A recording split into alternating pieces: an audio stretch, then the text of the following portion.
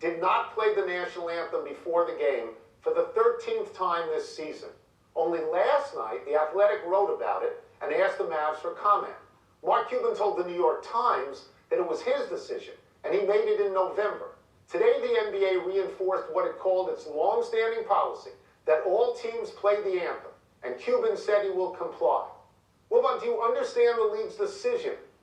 Yes, I understand the decision. That doesn't mean that I think it's particularly imaginative or creative, the way they're dealing with it. And Tony, in this case, Mark Cuban seems to me, among owners in any sport where the anthem is playing, which is all of them in America, Mark Cuban seems to have examined this issue as thoroughly, probably more thoroughly, and been on all sides of it, and has come to have a reckoning with how complex an issue this is.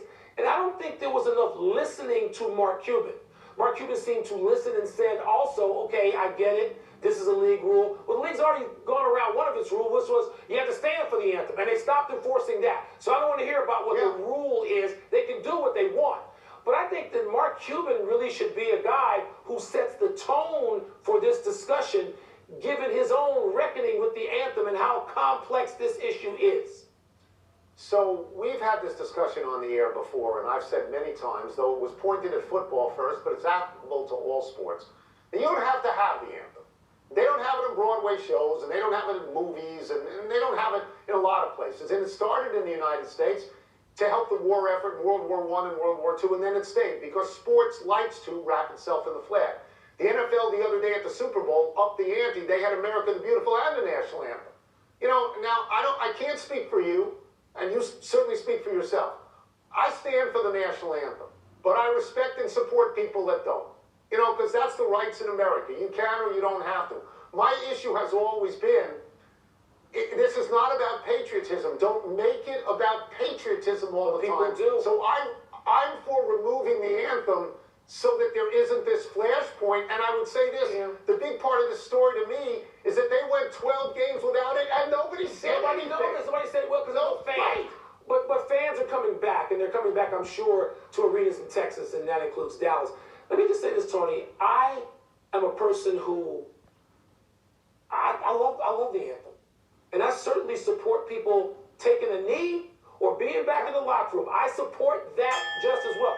When I go to Chicago Blackhawks games, where people stand and cheer the anthem throughout the anthem, I have seen people look around who are not from Chicago go, oh my God, this is disrespectful. And it isn't disrespectful. It is as patriotic and as, I don't know, as a passionate an atmosphere or environment as I've ever seen at a game with the anthem. Not a postseason game. Every night, all 41 home dates, they do this in that arena. And I love that. So I don't want to see it ordered out.